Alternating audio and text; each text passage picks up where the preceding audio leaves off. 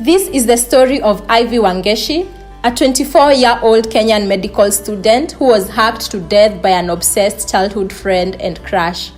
This story is extremely disturbing, so viewer discretion is advised.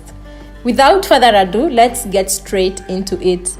Welcome back to the Crime Gist. My name is Damisa.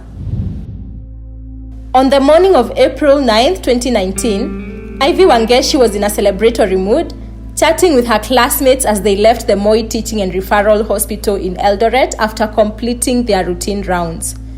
She was in her 6th year at the medical school and was months away from graduating. She would be turning a year older the following day and was very excited, having already planned the birthday party.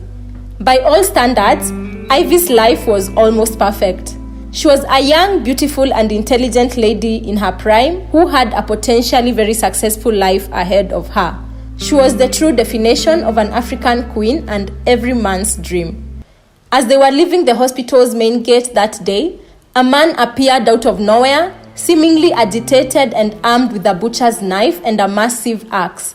The man, who would later come to be identified as Naftali Kinuthia, quickly snuck up behind Ivy and her friends and attacked her using both weapons.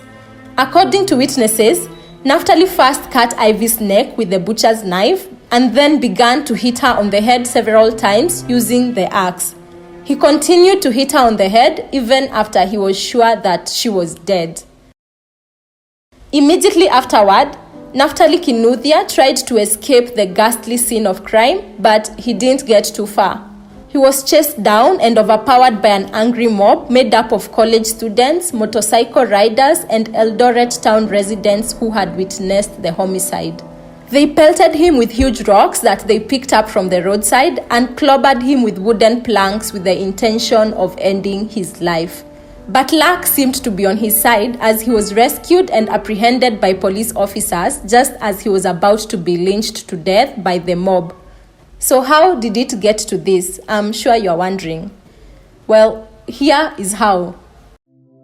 Ivy Wangechi and Naftali Kinuthia hailed from the same village.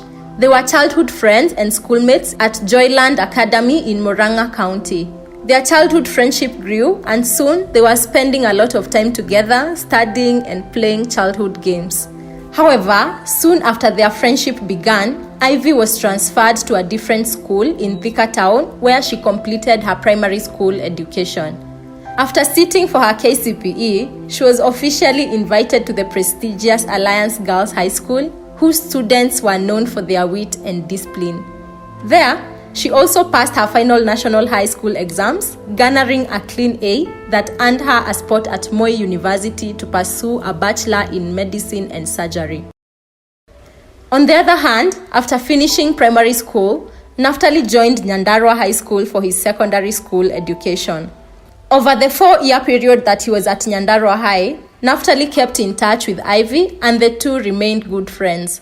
While in high school, Naftali would often fantasize about a romantic future with Ivy, and consequently, he would send her letters. The two would rekindle their teenage friendship every so often when they met during holidays in Thika, where they both called home. Naftali would take Ivy on fancy lunch dates on several occasions. Having come from a comparably wealthy family, he took advantage of his access to his parents' financial capabilities to impress Ivy and hopefully win over her love and respect. When Naftali finished high school, he enrolled at the Jomo Kenyatta University of Agriculture and Technology in Juja to study for a bachelor's degree in IT. But his obsession for Ivy did not stop. When he finished uni, he went on to work as a systems administrator at a betting company in Nairobi. While in the city, Naftali rarely attended social events even during the weekends. He instead preferred to drive back to Thika to the comfort of his childhood home and the company of his loving mother. Naftali grew up as an introverted child with few friends and under the protective wings of his parents, who owned several businesses and rental apartments in Thika. Naftali kept to himself as a young boy and later as a young man, mostly fantasizing about his career and relationship ambitions. He was not such a great communicator and often remained withdrawn and shy. He spent a lot of time in his thoughts. So he never really presented himself with a chance to meet and explore any other viable young ladies for a casual or romantic relationship besides Ivy. He had no experience or knowledge of what ladies wanted or needed from a man in a romantic setting. So this weakness set the stage for the ultimate and tragic failure of his relationship or friendship with Ivy. When he began working with a betting company and getting some good money in, he regularly helped Ivy financially and showered her with gifts. Naftali, who was then 28, would later claim that this was the time when their relationship became more intimate as he became more and more emotionally attached to Ivy. But close friends of Ivy would claim that this was a one-sided relationship and that Naftali was blinded by his obsessive infatuation with and idealization of Ivy. According to them, Ivy Wangechi was not attracted to Naftali. Naftali had, however, continued sending Ivy gifts and money even after Ivy had unequivocally warned him to stop. They would later testify in court that Naftali had made a habit of stalking Ivy and even coercing her to become his exclusive girlfriend. They reported how Naftali had once appeared at the ladies' hostels where Ivy resided and demanded to see her. When Ivy shared this with them, they advised her to always work with a male colleague whenever she was on the campus and to also report that incident to both her parents and the police, advice which Ivy did not heed to. She significantly minimized the situation and assured her friends that she knew Naftali pretty well and he would never harm her in any way.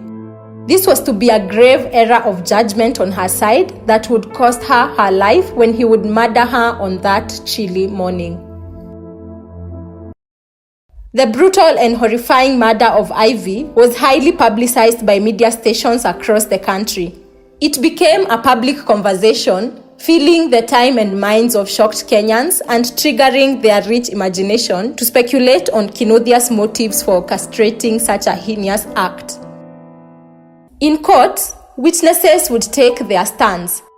Ivy's mother, Winfred Waithera, testified that Naftali and Ivy had no romantic relationship.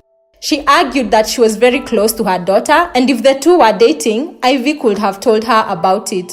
She also testified in court that by the time of her untimely demise, Ivy was still single and had never introduced any boyfriend to her and her father. In addition to that, two of Ivy's best friends and colleagues in the medical school corroborated Ivy's mother's statement. Ivy's parents were, however, acquainted with Naftali as he had been Ivy's childhood friend. When Ivy's friends took the stand, they told everything about his stalking behavior, giving an example of that time he had stalked her in the hostel. What eventually came out in the testimonies was that Ivy did not love Naftali. And when Naftali finally came to the realization that Ivy was taking him for a ride, he became even more frustrated and angry at Ivy. He had strong negative emotions that he could neither regulate nor wish away. He had regularly catered to her ever-growing financial needs and showered her with expensive gifts, but Ivy had continued staying non-committed to him.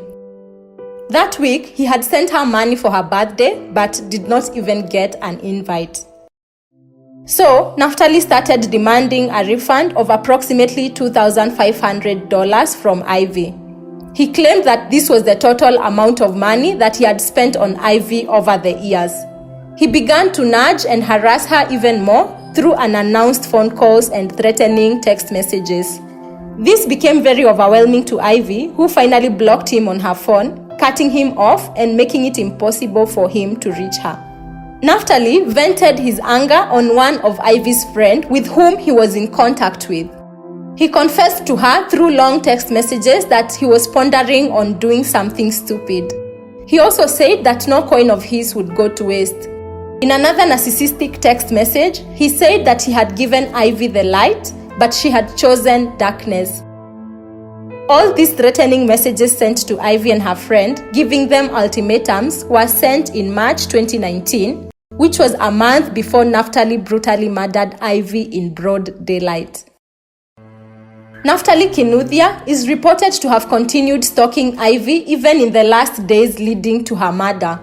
he would impulsively travel to Eldoret to find out whether Ivy was dating someone else or whether she had moved on and completely forgotten him. He got furious when he thought that Ivy had begun seeing another man. On April 3rd, 2019, 5 days before murdering Ivy, Naftali drove from Nairobi to Eldoret, and on arrival, he managed to locate Ivy and tried to persuade her to get into his car. Ivy made up an excuse and went back to the hostels where she hid from him, never to come out. So he had to go back to Nairobi. A few days later, on April 9, 2019, Kinuthia drove to his hometown Thika for an unknown errand and then immediately commenced to Eldoret, where he brutally murdered Ivy at around 10 a.m. The mob would then descend on him, baying for his blood. After being roughed up by the angry mob, Naftali was admitted to the same Moi Teaching and Referral Hospital. His head was almost crushed to a pulp. When he was in a stable condition, Naftali was charged with the offense of murder, contrary to Section 203 as read with Section 204 of the Penal Code. Naftali Kinuthia was then remanded at the Eldoret GK prison. When he went to court, he first pleaded not guilty and went ahead to apply for bail, which was denied by the presiding High Court Judge Stephen Kithinji. Many months later, he sought a plea bargain through his lawyer Mbiu Kamau, in which he would confess in exchange for a lesser sentence. He then went ahead to confess that a series of frequent disappointments by Ivy Wangechi over the years had led him to be frustrated with her. In summary, he felt that this was a one-sided romance, and because of this, the love he had for Ivy turned into a deep-seated anger, which led him to impulsively hack to death Ivy outside of the Moi Teaching and Referral Hospital. He said that Ivy had decided to start dating someone else, overlooking his love for her. 4 years after the murder of Ivy, Naftali Kinuthia, who was now 33 years of age, was found guilty of murder on October 26, 2023, and sentenced to 40 years in jail. During these dark days, many of Ivy's neighbors and friends showered her with praises, describing her as an intelligent, ambitious, and respectful young lady who was mostly quiet and reserved. She was also described as a girl who loved spending time at the PCEA Makongeni Church in Thika. According to the church chaplain, Ivy had made a promise to come and mentor the youth once she had completed her semester. Sadly, she never got the chance to. Her birthday month ended up being the month she lost her life. The family and relatives of the late Ivy Wangechi, numb and in distress, transferred her body from the Moi Referral Morgue to the KU funeral home. Ivy Wangechi was later picked up from KU and taken back home to Thika, where she was laid to rest. And as Ivy's mother, Winfred Waithera, said at one point during this whole process, "I do not wish this on anyone who has never faced it. I cannot imagine the pain a parent feels at such a loss. My heart goes out to her family, friends, and all those who are affected by the loss of this beautiful soul." That brings us to the conclusion of the Ivy Wangechi case. As usual, please don't forget to subscribe, to like, and to share this episode with other true crime junkies like yourself. See you right here on the next one.